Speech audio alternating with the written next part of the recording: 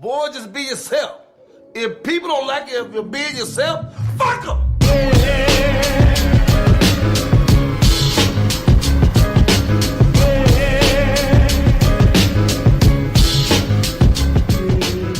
It's Big Los, Hollywood Kev, and welcome to another episode of The Noize on iHeartRadio. We're back. Yep. I guess this would be my fault. I'm sitting here like it wasn't me. I should still somehow shift blame to you, and I feel like the ear hustlers would understand and they would actually believe it. But I have to be real. I was sick as shit last week. Wasn't me dying this time. We were gonna try to record a few times, like 3 times. Yeah. We were looking to put out an episode on Tuesday, but I mean, I'm still kind of feeling the effects of it now. I'm just not dying anymore. It's like that leftover phlegm. Like I told you not to kiss her. I sound like Reggie Dolezal, son. No, you don't. Nobody sounds like him right now. But I am back to being the fat guy's pillar of health. So yay to that. No, you look like you slimmed up. Nah, You look like you slimmed up a little bit in the shoulders. think it's the shirt.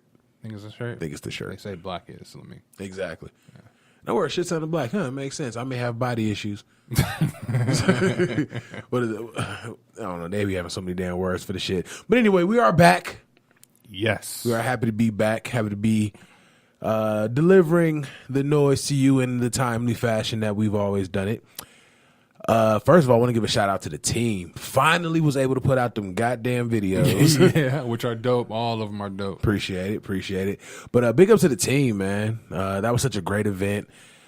His second or third Vice event of the year was supposed to go down yesterday, but he had to reschedule it to June 29th.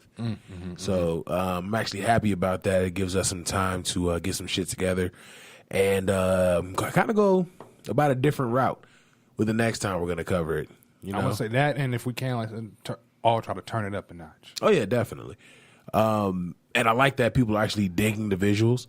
So hopefully we could use the momentum from this. Not hopefully, and I'm saying this as if I'm not the one that's pushing the goddamn buttons. From this, we're going to use the momentum and go forward and really get into the visual shit. So that was just the beginning, good people. Hopefully y'all enjoyed it. That was our Marvel's version of Phase 1. Yes. I guess the video launching would be Phase 2. Yeah, that'll be Phase 2. And then as we add different content to the video stuff, we get them with Phase 3. Right, exactly. Yeah. Oh, and by the way, follow The Noize at The Noize Podcast on the big 3, Facebook, Instagram, and Twitter. We in here like we ain't never did this before. On Facebook, Instagram, and Twitter. And, of course, follow everything Beat Network at beatnetworkonline.com. I have a few things that I want to talk about. Let's talk about it. And I feel like none of them are really celebrity related. No, it's cool. I think they like that anyway. Just sit back, relax, have a cool little conversation. Rub your girl's feet, do whatever y'all do. Blow one back. Just listen. Those are 2 very random. Now, are you blowing one back after rubbing the feet? Do you wash your hands first? Could you be blowing one back while rubbing the feet? Yo, and she could just be holding it? Can you imagine rubbing your lady's feet and you get to that heel crust and it's like no, because the whole thing is it's supposed to be coming like after a shower or something, not after her. Yeah, but that's what I'm saying. Like when she get in, like her feet feel like she played a pickup game before she came home. Oh, baby, no, we got to do something. Like no. I'd rather rub your socks. Put your socks back. You need a back rub? I'll rub your back. Exactly.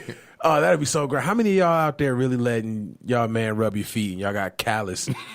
Y'all got them slave feet. Like, I really want to know. Let me know in the comments. If y'all are really out there letting your man rub your feet and the bottom of your feet feel like a styrofoam cup, are you letting that shit rock? Are they going to really admit to it, though? You know what? Some people that I've met, I can see them being like, yup. It happened. We're just talking shit at this point. But like I said, I did have a few things I wanted to talk about. This one is very random, but I just want to knock it out and get it out the way real quick. Not too many people will relate to this, but I know it's a chosen few. Mm-hmm. A chosen few that have given up on the hair game. You know, for anybody that knows me, I've been bald since I was 19. So this has just been an easier, cheaper lifestyle. And I don't think there's any greater feeling, like personally, than that fresh shaved head. What do when you you're mean, bald, at least. Like for you, like when you For get me, different. I guess what would be the equivalent, because of course I had hair at one point in time. What would be the equivalent is when you get that fresh ass cut and the lineup is just like, nigga, you was just hitting on point. Yeah, exactly. Like, you was in the zone today. Right. You know what I mean? Like, that shit is just a great feeling. And I've never understood how there are, especially black men out there, that don't take pride in their grooming. That's a good question that I don't have the answer to. Like, that shit is insane. Like, while I was sick, I didn't give a fuck. And I think that's probably why this shave this morning actually felt so great. Yeah. Because I didn't give a fuck while I was asleep. I'm sorry, while I was sick. And I remember I was going to the gas station, and this homeless dude, you know, he kind of like questioned, like, should I ask him for $1?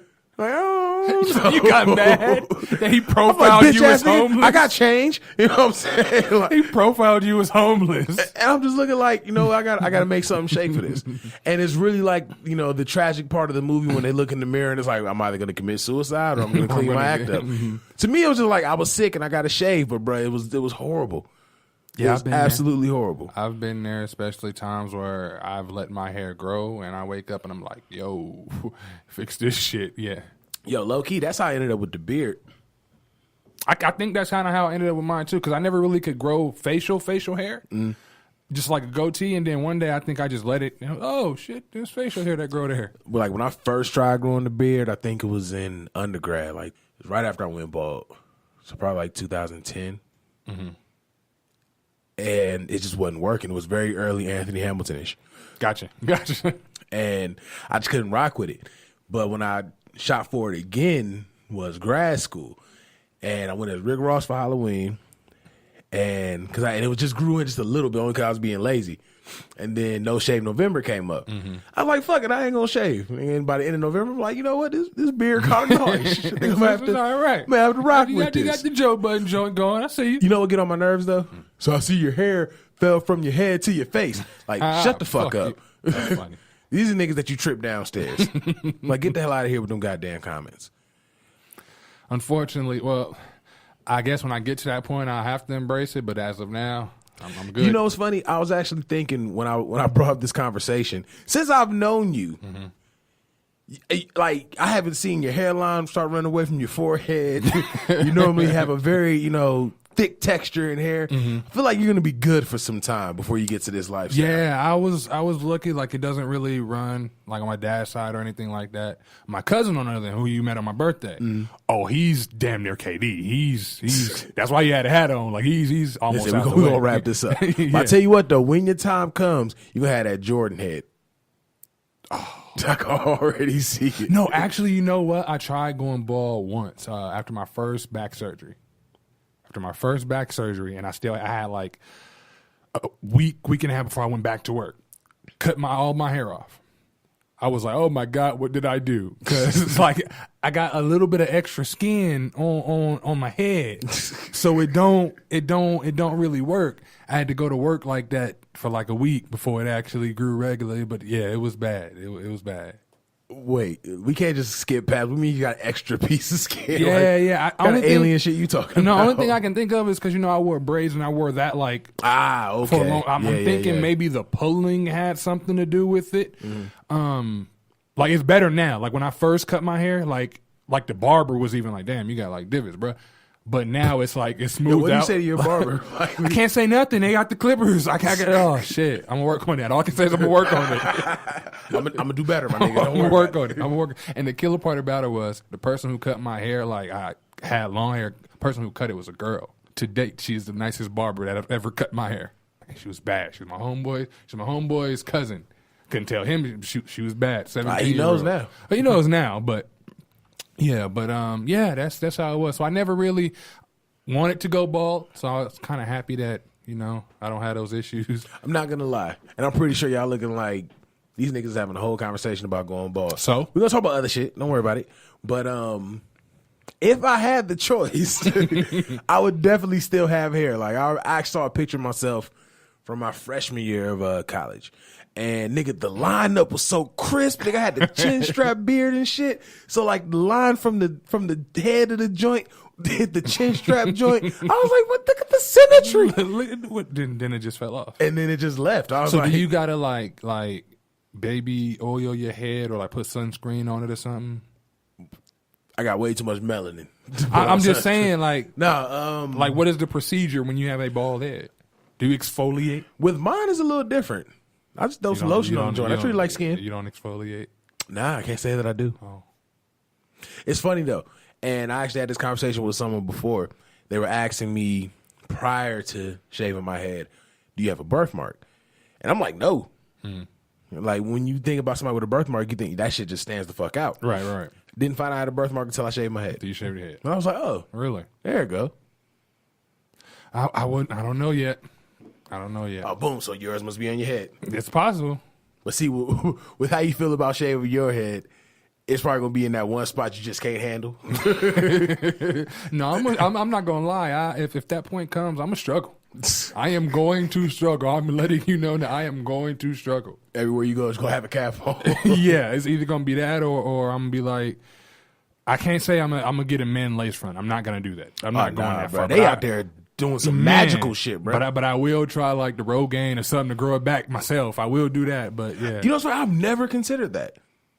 Never. so you accepted yours easy. I mean, I kind of didn't have a choice. Like I was like my shit was thin and like it was. I don't know if I ever told the story on the show, but when I first decided to shave my head, I was getting my hair cut by my boy Brandon, and shout out to the homie B Leak. He is expecting. Well, his wife is expecting. Congratulations. Shout out, big up to him. That's a great thing. But he was cutting my hair, and he got to the front of my head and was about to line up the front of my head. Like when you're trying to figure out, like, how to program something, like, the look you have that you used to have when you were trying to program a VCR. When you're trying to figure it out, you said, okay. Exactly. Like you got to take a step back and just survey the block real quick. Yeah, okay. When he did that to my front hairline, I realized that the hairline is no longer there. When he was trying to figure out how can he mathematically give me a front hairline, I just said He was trying to figure that shit out. And no, I'm telling you, bro. And we laugh about it till this day. I'm coming up on 10 years of being bald. And to this day, we laugh about it. Like, he stopped, and the seriousness in his eyes, when he looked, he was just like, and as soon as I heard that, I was like, cut it off. He was like, what? I was like, take the guards off the clippers. Cut it off. Cut it off. So he's about to start. I said, wait. Turn me away from the mirror. I don't want to see this. So he turns, he turns from the mirror and he takes it all off. And he's not saying anything. Like, this motherfucker has the meanest poker face outside of when he was trying to, calculate my hairline. Right. And he was like, all right, you want to see it? I'm like, I don't see much of a reaction, but I don't see you trying to oh, okay, it's straight. I turned around, I was like, oh, okay, cool, this worked. And from that day forward, I've just been bald. That's just been you. Yeah, I prefer your bald because when I see a picture with your hair, I'm like, nah, that's not him. Man, fuck you. My braids was hidden. That don't look like him. That really pushed me. Shit, how was your week, sir? I know we're like 15 minutes in. Shit, but... my week. My week's been. I can't even. It's been busy on a mental level. You know what I mean? Far as just calculating shit, figuring out how I'm gonna get shit done, figuring it out by myself. But been chill. It's been chill. Can't complain. Good. Yours? You're a lot more busier than I am. Man, fuck my week. My week was so ass. I've had such a shit week. If you can't tell.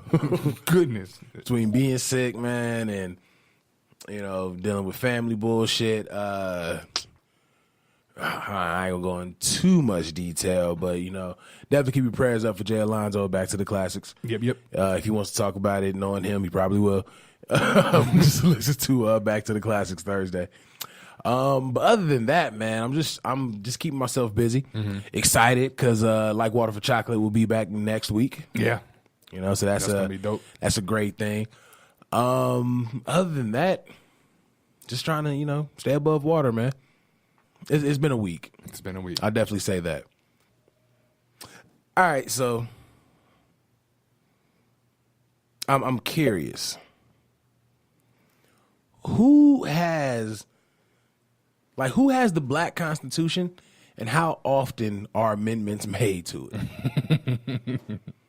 That's another good question. Why do you ask, though? The reason that I'm curious is because it seems like the rules change almost overnight. Oh, let's get into it. Because if you're going where I think you're going, I'm going to bring you there. If you're not. Well, I guess you've already established that we're going to get there if I don't go there. So just one of the things, before I actually get into the bigger side of it, we'll go back to Kanye, and then this is just kind of wrapping up on the Kanye thing. And the only reason I'm saying I'm wrapping up on it is because he controlled media for like 3 weeks. Now nothing. And it's interesting because no one is talking about it. He hasn't done anything to spark any conversation, but there was so much outrage behind what he did that when he drops the album, it's going to almost be like it never happened. Yeah, I think he was strategic marketing, I guess. It's very strategic marketing. There's a little bit of conversation about it. Like I saw Snoop Dogg was on The Breakfast Club. Yeah, I watched that too. He actually made a very strong point. Yeah. He said that he has no black woman in his life. Correct. And another strong point, they were like, you look at all the men in the Kardashian clan, all them niggas fucked up, but all the women are just fine. Straight. Just cool. There's something powerful in that box. There's some bad juju. But I told you, I don't want no parts of that. But when you really look at the situation, it's like, are we upset with Kanye because everyone was just not? Now I'm obviously just throwing this out there, but I know when it comes down to me, I didn't have outrage, and I even said, I'm not even mad at Kanye. I said I just can't fuck with what you're talking about. Right. And I still said I'm gonna listen to his music illegally, but I'm gonna listen to his music. But I look at all the conversation behind all the shit that was going on, and it just seems so selective because again, no one's talking about it now, and when the shit drops, they're gonna still go cop it, and then it's gonna be all happy about Yeezy all over again. So that's one thing with selective outrage. Another thing, which is a little more prominent, is the royal wedding. The royal wedding. Okay. You was getting there. No, I knew. That's why I said let me get Kanye out the way first. Like I need to make sure it's understood that I've noticed it on all parts. Now, in the same month, Donald Glover was dragged for being with a white woman. And someone created the narrative. I can't say it came from Donald Glover. Can't say it came from black men. I can't say it came from black women. Someone created the narrative that black women don't date weird dudes. And that's why they have to flee to white women. But outside of that, which can be a completely different conversation, Donald Glover got so much heat for being with a white woman. And yesterday for the listeners, was a royal wedding. Talk about it. And everybody was like, yo, get yours, black woman. It's finally a black woman in power and all this other stuff. I'm like, but did we forget how we treated Donald Glover? Let's really go backwards. Let's go back to my man Kung Fu Kenny, to Kendrick Lamar. When they found out that Kendrick Lamar's girl was light-skinned, like hella beige, they tried to say that Kendrick ain't really as black as he act like he is when he's with this fair-skinned black woman. I'm like, again, where's this fucking Constitution? Where's the book? We need to see it. We need to see it because these rules keep changing. Like, Yeah. we're so upset about colorism and all this other shit, but we're determining who's woke based on who they love? Like, this shit's weird. Yeah. It's funny because I see a lot of slogans, pro-black isn't anti-white, and yet a lot of pro-black people are essentially anti-white. Yeah. You know what I mean? And I think that's hypocritical because it's going against what you're supposed to be about. Right. But no, you're right. You're hitting it right over the head. I was thinking the same thing. I was like, it was a ton of media. Personally, I didn't care about it. I don't care about it. I But don't. it was seeing it all day, you know, on social media. It's kind of hard not to be privy to it. They look dope. I hope they're happy or whatever the case is. You know what I mean? But you're absolutely right. I've seen a lot of black women champion that, which is cool. That woman can love whoever she wants to love. You can champion whoever you want to champion, but in the same breath, you can't drag a black male for doing the same exact thing. And that's where the difference come in, quote unquote. That's where the amendment comes in, Right? And it's like you can't make it make any more sense. And one thing on top of that, I actually got a soror who spoke about it, and I agree with her because that's how I've always looked at it.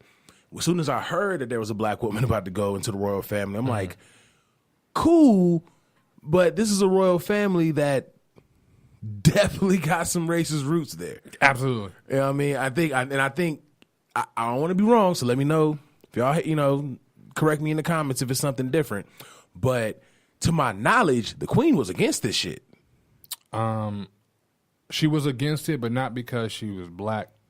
So they say she was against it because old girl's been divorced before. And that's like a no-no. You don't marry somebody in the royal family, at least, that's been divorced. Okay. So that's where that whole came thing about. But it doesn't change the But fact again, that there's some I racist go shit into in it. this saying Yeah. I didn't give a fuck prior. Right. I can only go off of the little bit of headlines I've seen. And it's interesting because it introduced the black men versus black women narrative on social media. Right. So it's like, how did we get back here so quickly? Like, why is everything meant to draw a wedge between us? Like, be happy for who you're going to be happy for. No one said shit to Serena. No one said shit to Eve. And I'm just like, why does that change? Like, why can't Luke Cage still be an enjoyable black superhero just because the actor who plays Luke Cage is married to a white woman or dating a white woman? Because they put him through some shit. Yeah. Now, I think the darker you are, the more shit you go through because he looks like these mics. Yeah. And he went through a lot of shit as soon as it came out that his girl was white. Yeah, it's a lot of hypocrisy, man. It really is. Shit, I guess, do we chuck it up as a double standard and just leave with it as a newer double standard type thing? The funny thing about that is we kind of have no choice. Because by the conversation that we're having right now, nothing's going to be digested. It's just going to be they're bitter, they're upset, they big mad, however you want to put it. That's when it comes down to us voicing that opinion. That's all it's going to be. It's going to automatically be dismissed. What's interesting when you look at it, though, is that the shoe is literally on the other foot. Right, explain that to me. One thing that black women were fighting for was having a voice. Right. Another thing they were fighting for is equality, to be seen as an equal, to be seen, even in the aspects where they are, to be seen as superior. Exactly. You look at it now, black men don't have a voice. Even the ones that carry themselves with, decorum and respect for black women, who actually champion black women, who are on the sides of black women, who stand beside black women and march, and fight the good fight. It's not even good for them. Because there's even narratives that go against good black dudes, you know what I mean? Like, right. That is and, true. We talked about on the show before, you can get online and see niggas ain't shit, these niggas is bitches, these niggas is this, these niggas is that. But as soon as you get to I wasn't really feeling that outfit she had on. Oh, so now you policing black women. It's like the shoe's on the other foot. Like, it's reversed. I get what you're saying. Okay, I get what you're saying now. Yeah, it is kind of like that. It is kind of like that, which, again, goes against the whole equality thing. Right. You know what I mean? Yeah. And shit, fuck it. I think a lot of women that are screaming the equality, they don't mean it as what the definition is. They mean it as they want equality as long as it's benefiting them. Where the setup is all fucked up is negativity always outshines positivity. Right. And you'll have these dudes who speak highly of black women. You'll have some black women out there that speak highly of black dudes. And it's almost like none of that shit matters. But as soon as you can shuffle through 10 positive comments about a black woman and get to that one of this ignorant ass nigga that you could even see in his typing that this nigga ain't got no kind of smarts going for him. He say some crazy shit. He is immediately the representation of all black men. Even if other black men are checking him, even if other black men are denouncing him and demeaning him, nah, you speak for all black men. But because he can help push their narrative, man. But if a black woman say some shit or do some shit that's fucked up, that's considered shitless, one, it's automatically said that she's acting like a man and that she's a victim of the patriarchal system and all this other stuff. And two, it's recognized as an isolated situation. Even though we all can name men who's been through some bullshit dealing with a woman, it's always an isolated situation. Yeah. And I remember we spoke about it on the show before, that it's a shame that there isn't a black woman out there that doesn't have a fucked up story dealing with a black man. It's just interesting that it gets treated like the boogeyman or Santa Claus, that there are a substantial amount of black men who have fucked up stories dealing with black women. I get what you're saying. It's like taboo. It's like, nah, you gassing. That's just you. That's your personal experience. That's what who did you do to cause? Yeah, I get what you're saying. I get what you're saying. It's a lot of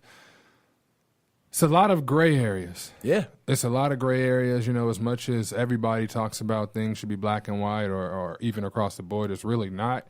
And that goes to everybody's individual ego. Like, everybody has an ego. It could be your ego can play with small things or big things, but everybody has one. You know what I mean? So I think that's when people will become more elevated, is when we can put that ego aside a little bit and kind of rock out. Dude, you hit it on the head. The African American ego is something ridiculous. Yeah, it's crazy, and it's shared, man and woman alike. That black ego is the hardest thing to break, and I think it's our biggest. It's a gift and a curse. It's a gift and a curse.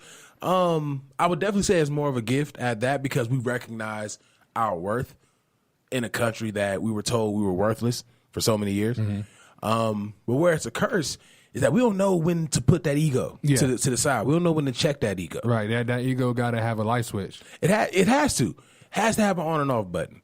And when you look at it, if you were to set ego aside, then you can have black men say, you know what? There's a good chunk of us that do every single thing that these women say that we do. There's enough of us to create a generalization that black men ain't shit.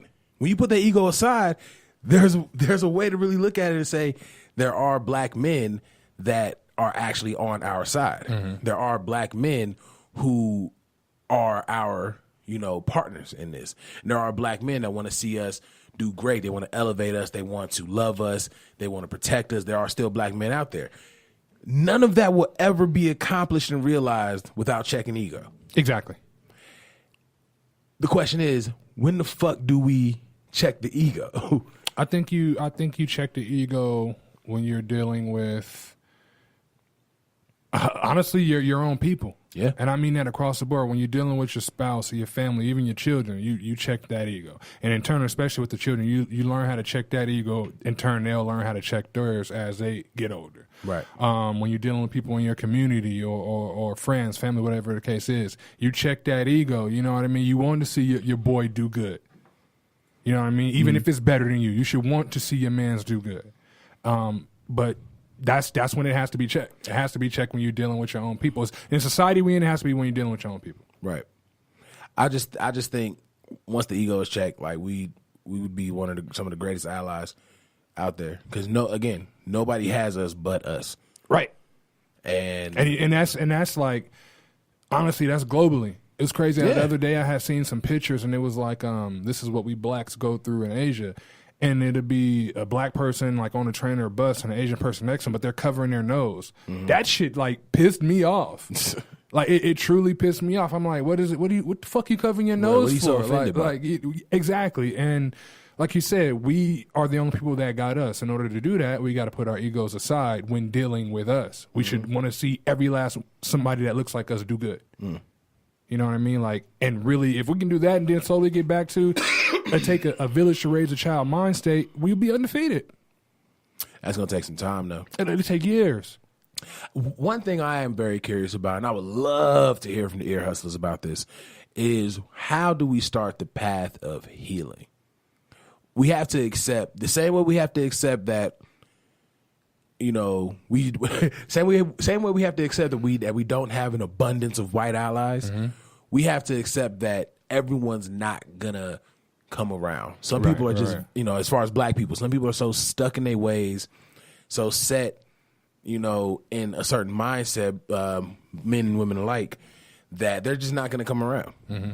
But how do we move forward and heal the community? Because I'm not gonna, and call it an over-exaggeration, call it what you want, it just seems like it gets worse as the years get older. I think what we have to do is heal ourselves first, and then not heal ourselves and be like, all right, I'm good, so y'all on your own, but help heal each other. Right. And that's going to have to start with getting over whatever childhood trauma a lot of us have endured. You know what I mean? Talking it out. Like, it was crazy. It was crazy. I remember the day I asked my mother what a psychiatrist was. She was like, oh, that's where crazy people go to.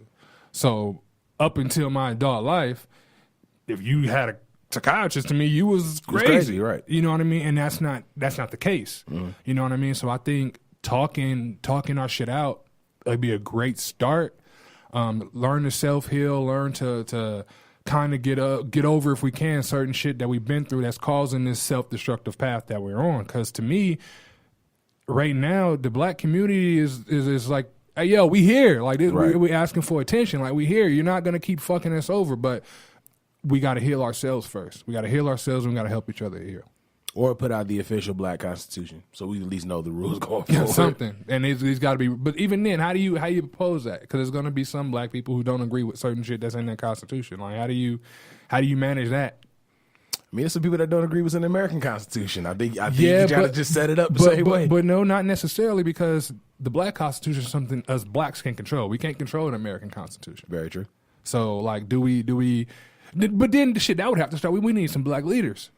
Oh yeah, we're out of those. We don't have any black leaders. You know what I mean? And again, that's something we talked about on a different show. That, to me, that's out of fear. But need black leaders. We need to heal each other and heal ourselves, I think. Just getting off of this because this is something we can go on forever. If anybody's out there listening and going to start looking at us and trying to say some crazy shit, just go back and listen to all the shows. Listen to every time we've championed a black woman. Listen to every time we've uplifted another black man, and chill the fuck out and relax. Or don't go listen to anything and still have your screwed opinion, because I'm going to still sleep great. Oh, I'm sleep amazing. Even if I'm sick. I'm mean as motherfucker. You know what I'm saying? Nigga, I'm giving it all the snort. Giving the pillow the meanest head ever. Moving on to something a little more positive. Did you see the J. Cole interview with Angie Martinez? Yes, which I thought was a dope interview. I thought it was a very dope interview. And I love Angie. Me too. I love Angie Martinez. Two things.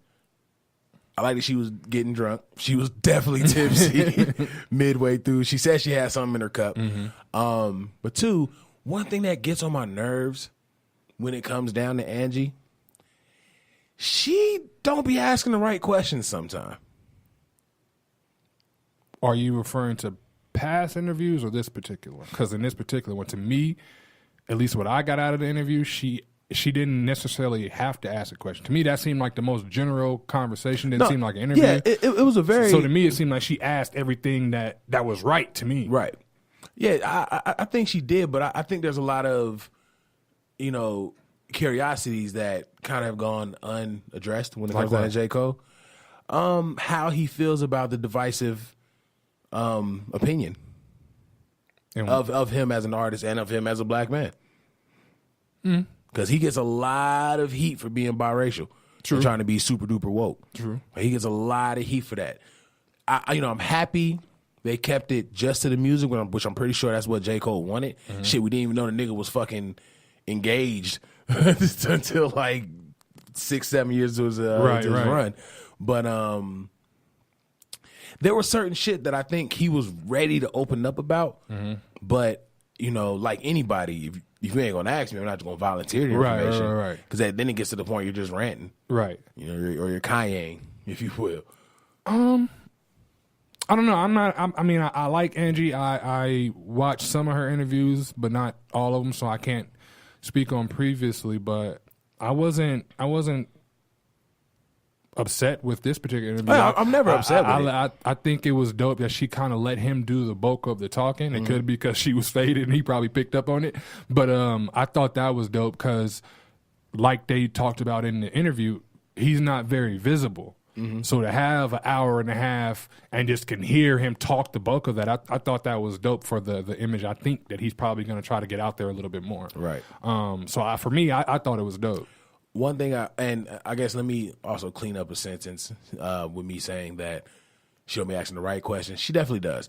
I feel like she doesn't pry. She doesn't ask the tough questions. Yeah, there you go. She doesn't pry for a little more information. Yeah. She keeps a lot of the information surface. Yeah. And if they want to go deeper, she'll let them. She'll allow that opportunity.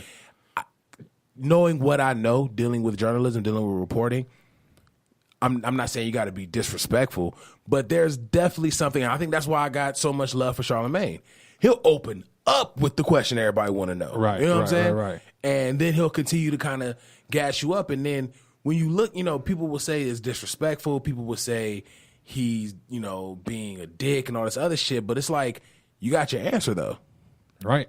So why does it matter? Like, he was able to make Hillary Clinton admit that she was pandering to black people. So that's what I'm saying. Like, when the opportunity presents itself, you have this person in this hot seat. They didn't tell you, this. I don't want to talk about this. I want to talk about that. It's anything goes. Mm-hmm. When you're talking to these media outlets or these specific media outlets, right. Because I know some of them they'll go in there and be like, none of this. You know what I'm saying? Right. But with certain media outlets, they know when they're going on that show, it's going to be a tell-all. I want all my questions answered. True. I do that, and with him, she could have definitely pried a little bit more. I think maybe the circumstance on how the interview came about had something to do with it because apparently she flew down there to do the interview, so maybe it was rushed. She really didn't have much time to prepare, but you should expect a vet like that to be able to kind of do things. But I don't know. I do see your point. I do see your point with that one. Like when you mentioned him doing For Your Eyes Only was him stepping out onto some new shit.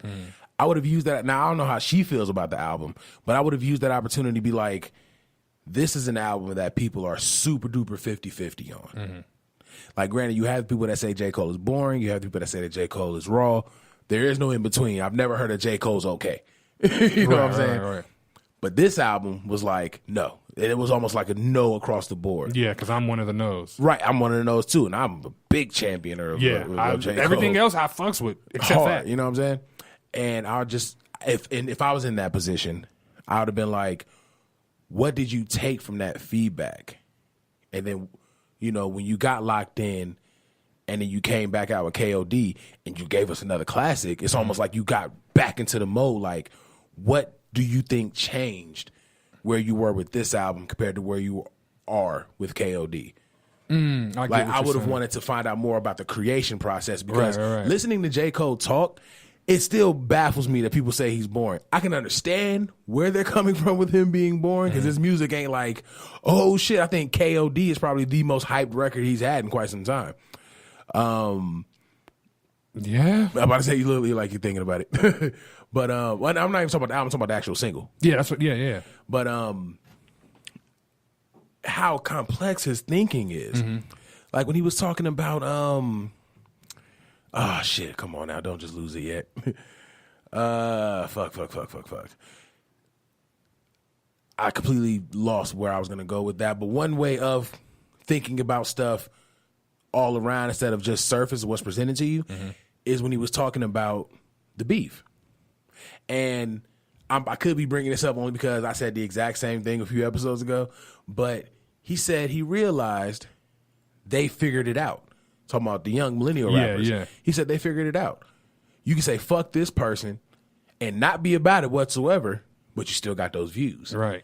So it's like he's able to see past it and not address it. He said it himself. He made 1985 just to be like, hey, I see what you're doing. Make your money. Just understand what could come from this. Right. I'm not going to say you're whack. I'm not going to say, what you're doing is wrong. I just want you to recognize what this can become. And I think that's just such a different way to look at it instead of just immediately attacking. And I can admit, I was one of the immediate attacking niggas. And I had to just get to the point where I'm like, this just isn't for me. It's not for my bracket. Yeah. I think I was the same way as you. I was like, nah, fuck, this ain't hip hop. I was mad. But except for Yachty. I know Yachty was your boy. No. Look, I don't like his music too much. I don't even bring him up. But no, I get what you're saying. I was the same way, and then I had to be kind of same thinking as you. It's just not for me. It's just not for me. Past that point in my age. Maybe if I was 19, you know what I mean? Maybe, but I'm past that point in my life, so I can't resonate with that. There's no relations like like whatsoever. Like I can't listen to this record and be like, okay, I definitely want to do this. And one thing I saw Adam during his Rolling Loud performance, was it Rolling Loud? Yep, definitely Rolling Loud. It was Rolling Loud, and Lil Pump was off to the side listening to the damn song, dancing to 1985. But one thing I caught on the camera was he was standing there as if J. Cole was facing him, rapping to him. When you see the video, that wasn't the case. So I'm like, you were doing that just to get a viral video. Yeah. To make it seem like there was some kind of on-stage confrontation between you two. The crazy shit is, where we are now with viral sensations, these motherfuckers have got it figured out. Yes. They got it down to a goddamn science. Now you see in the little bios, personal celebrity or public figure or something like that. That social media, man, it's a gift and a curse. They got it figured out, bruh. They got it figured all the way out. They do, and it really, can you fault them though? Not at all. I can't. It's like he understands. You know, all of them understand. They figured out how to get in where they fit in. It's just like what Charlamagne said about Tekashi, and he was like, we kept telling Charlamagne, this is going to be your most viewed video. I'm telling you, it's going to be like, he went in there with the intention to get viral success. Right. They were like, Tekashi is going head up with Charlamagne, them versus us type situation. And the nigga wasn't lying. Like, it's slowly approaching the Birdman numbers. Really? Yeah, it's slowly approaching the Birdman clip numbers. That's crazy. So it's like, once you got to figure it out like that, but what takes me back? Don't let the kid come out with no music and address it one time in a bar or something. Exactly. Then it's going to go, oh my It's going to go goodness. even higher than that. Yeah. But that brings me back to 1985. Once you get past the viral success, once you get past your music buzzing from your viral success, once all that attention goes away, what are you going to do to keep getting that attention? Because in 10 years, you're going to end up on Love and Hip Hop. Like that's just really what you're right. What are you going to do to get that attention? But I guess that's one of those things we can only wait and see. And it's fucked up because that's all we can do. Because I want to know now. Yeah, like what's going to happen in 10 years? But well, shit, I can't even say that. A lot of them probably won't. The way social media is, somebody will be checking out for them in 10 years. Yeah. Another thing he spoke on is even dealing with social media. I guess he didn't realize that he had an alcoholic problem until he opted to just stop drinking. Right.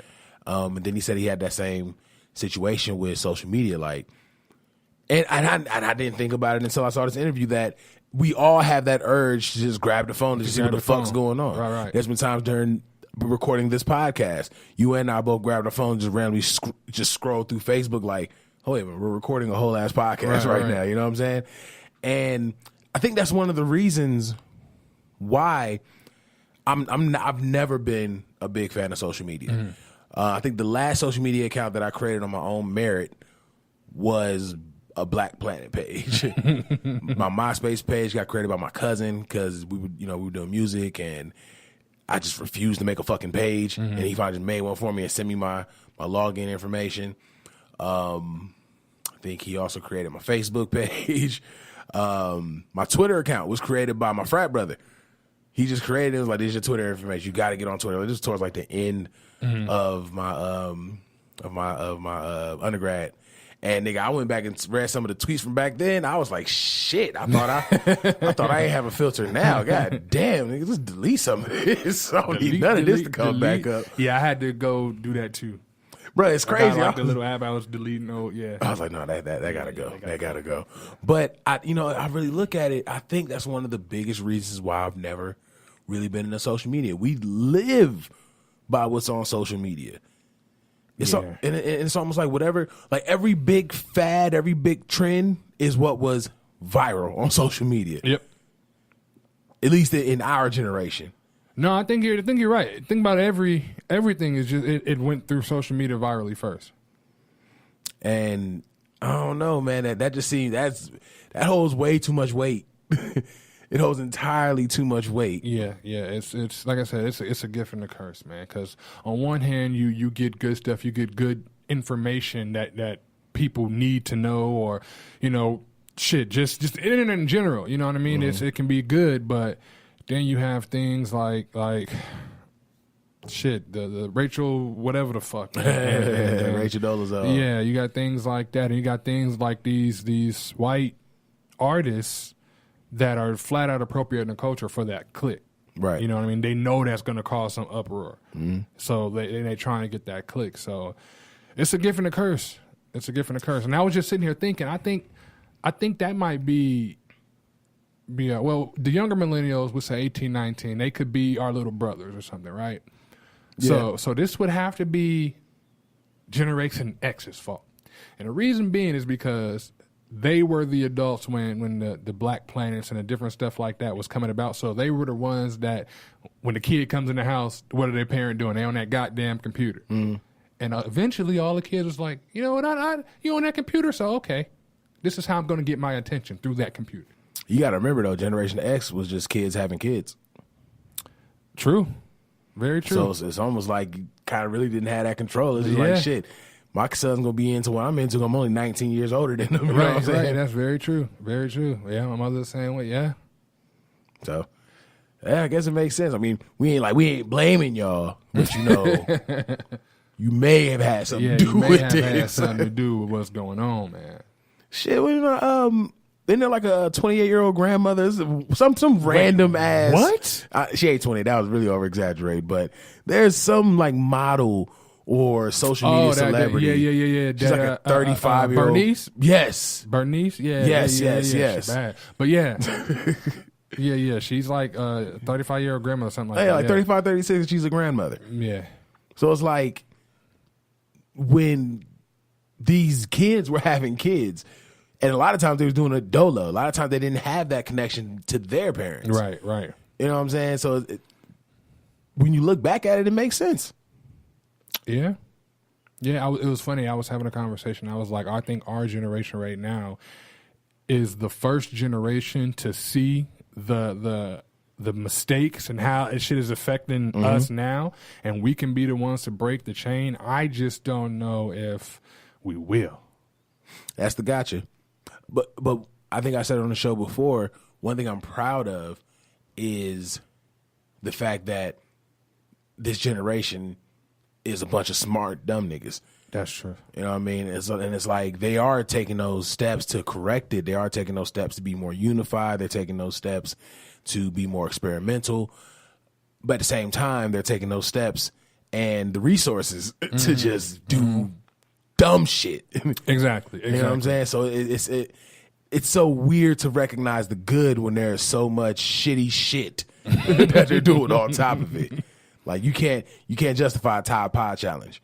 No, and I wonder, do that count for Generation Z or do that count for us, for the millennials? Whose side is that on? That shouldn't be on us. I don't know. It might be. I don't know. I don't know why anybody would do. Why would you want to eat dish soap? Hey, shit, they was choking themselves out with cinnamon. And it's funny you say that because I just seen on Instagram today, I don't know if this got to be overseas. I don't think nobody's doing it here yet. It was called Ant Pile Challenge. And this guy walked into an ant pile barefoot. Not doing that shit. But for what, though? To see how long you can stand there getting bit the fuck up. For clicks. Yeah, for clicks. Goddamn clicks. For clicks, yeah. Yeah, it's funny. It's so crazy with clicks now. Sometimes what I do, like say I'm bored or something, I'll go to Instagram Discover and just scroll. And I gotten to the point now where I don't even like to see people getting hurt no more. Yeah, it's like we're so desensitized to it. No, what I'm saying is I'm not like I don't like to see it. Like if a video's going, I don't know what's about to happen, but it looks like somebody about to get fucked up, I'll scroll. Oh, you just before it happened. I don't it. like to see it at all. Like, okay. I see it, so I'm like, man, I'm tired of seeing it. I don't want to see nobody get fucked up. Speaking of social media videos, I don't know if you saw the video I shared recently, but it is this very poor looking black girl, and she's like turning to the side.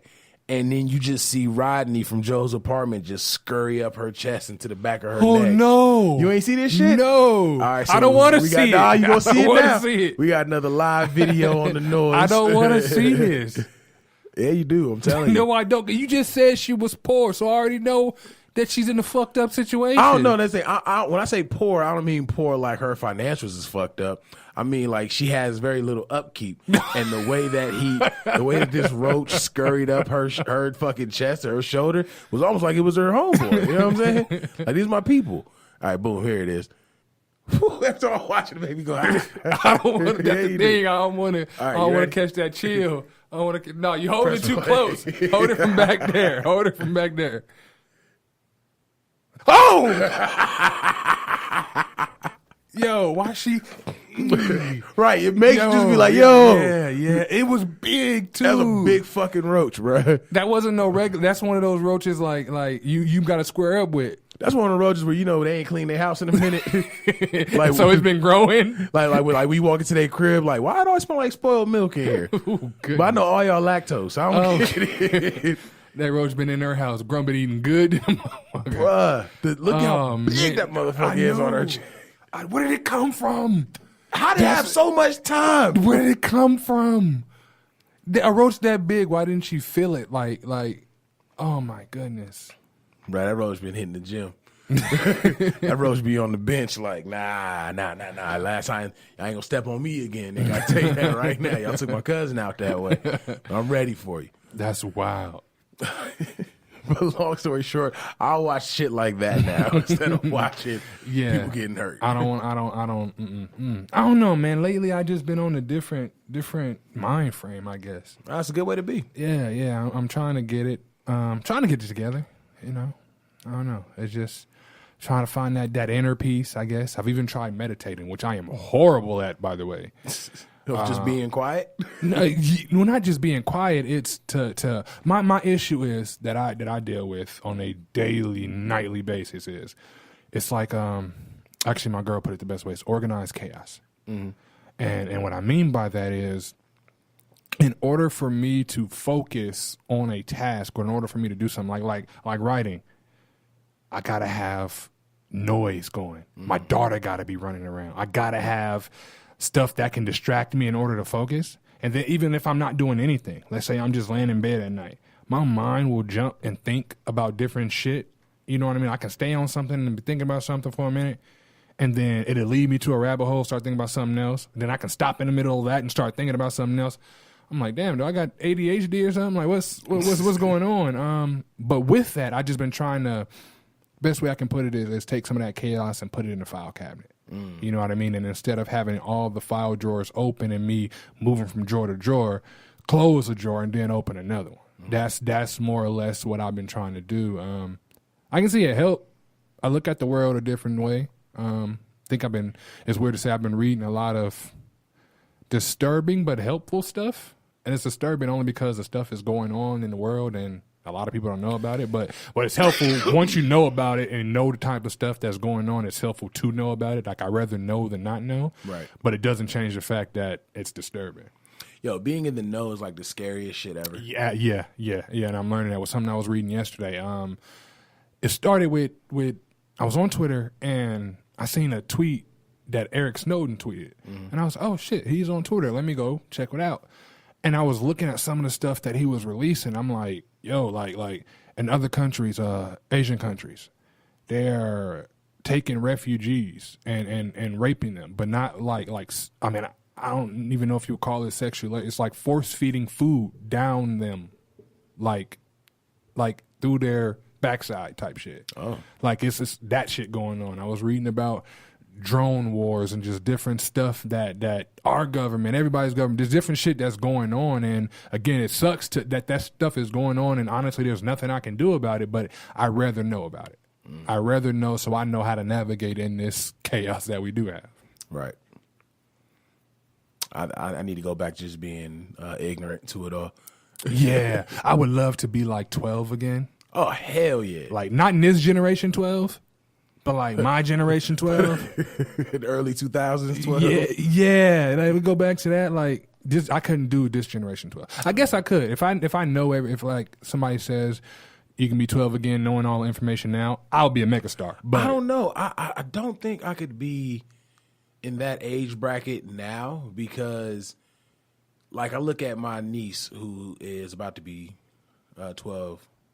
Well, no, she's not. She'll be 12 in next January. Mm-hmm. Well, I look at my niece, and one of her main things is just, having a phone, getting on YouTube, watching all this other stuff. And I'm like, around that time, we had the Nokia brick with Snake and Composer on it. Right. You know what I mean? You didn't want to just have your face in your phone 24/7. You wanted to, like, do shit. That too, but I think it's a lot of circumstance with that. I think in our case, yeah, we wanted to do stuff, but at the same time, Snake was cool for its time, but niggas is not trying to do that because it's not upgraded. We long for something more. Right. You know what I mean? I think with these kids now, that's all they got. So I think that's probably why they're on it more than what we would have been. But that's also why I said I would only go back to being 12 in this generation if I can take all the info that I have now with me. If this was like a fresh start, I wake up as a 12-year-old and all I know is my parents, nah, I would hate that. I would hate that. We had another conversation we want to ask, but let's wait. Let's wait before we talk about that documentary. Only reason I say that, we missed last week. Yeah. So, we ain't got to give them too long of an episode, kind of get them back on board. So, welcome. God damn it, welcome. Trust me, every opinion we have will still be fresh.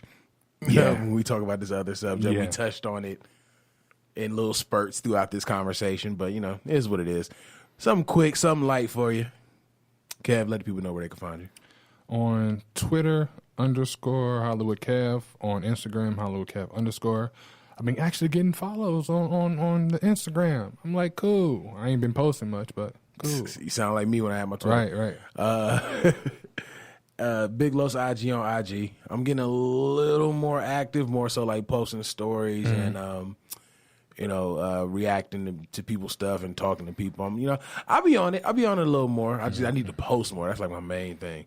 Because I feel like the stuff that I post on my page, I already post on the Noize page. Nah, I got you. I get what you're saying. Of course, you can follow me on Facebook as well. Snapchat. So you still got Snapchat? Yeah, but I don't snap. All right, well, maybe Snapchat. We'll see how That's why I ain't plug it. I'm like, I don't get on there like that. I plan to be more visible, but not right now. Just not at the moment. Yeah. You can also follow at the Noize Podcast on the big three: Facebook, Instagram, and Twitter. And you can follow everything Beat Network at beatnetworkonline.com. Make sure you go on there, check out those videos, check out those interviews. We actually had some really, really, really good interviews. We got some good information out of 3.5 minutes. You know what I mean? Yeah. Some really good visuals, and the people we interviewed were very appreciative to see the videos come out. They jumped right on it. Definitely pushing it. What Mario's doing with Vice is amazing. Pushing the culture that that does exist in Vegas. People didn't even know it was here. Right. Assembling everybody together and just being great. It's a fantastic event, and we got some really good interviews out of it. So definitely check those out. Shout out to the home team. Shout out to the whole team. Big up to Truth and Lex Love coming back for Like Water for Chocolate season Trey. So definitely be on the lookout for that. They will be out next Friday. Yeah, next Friday. Yeah. Good show, sir. Yeah. It's good to be back. It's good to be back. Good to be back. As always, we appreciate you guys tuning in. As always, we appreciate your support. And as always, it's Big Los. Hollywood Kev. It's the Noize.